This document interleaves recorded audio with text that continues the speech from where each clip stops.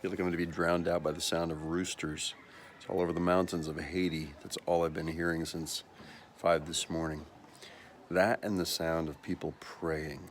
Last night we came into Bayonnaise up here in the mountains, about 3.5 hours outside of Port-au-Prince. And getting here is an adventure in itself.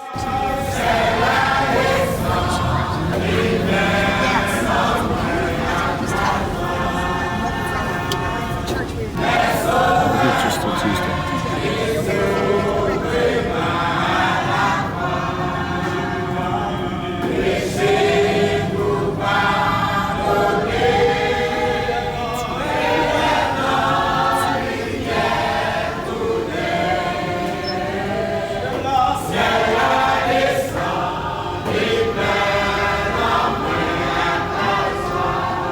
Once we get here, though, late into the night, they're worshiping God, speaking of the freedom that they have in Christ. And that's what Jesus came to do. That's what grace does. Grace sets you free. It's Sunday morning. I'm going to preach here this morning, but I wanted to get a bedhead Bible study in before I do. Grace sets you free from every chain that you've ever had. And grace teaches you how to manage your freedom. You understand, the devil doesn't come at you with a chain. He comes at you with a choice. He comes to you with an opportunity.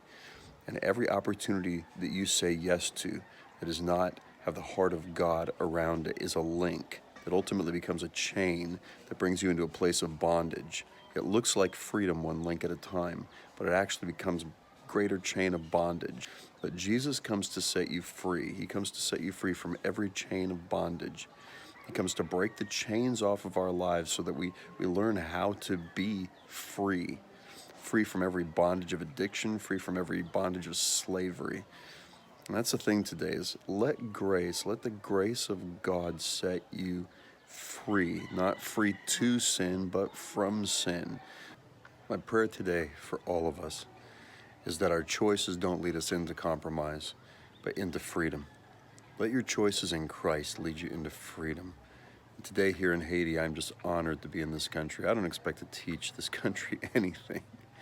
I expect to bring just another voice to add volume to the gospel, the good news that who the Son sets free is free indeed. I mean, come on, that's what this thing is all about, is to be free. Be free to step out of the cave of compromise, to step out of the cave of complacency, step out of that cave of the character that's been broken on the wheels of living. And to step into the light of the face of God. It's what God said to Elijah. He says, step out of the cave. Get out of that cave and get up into my presence.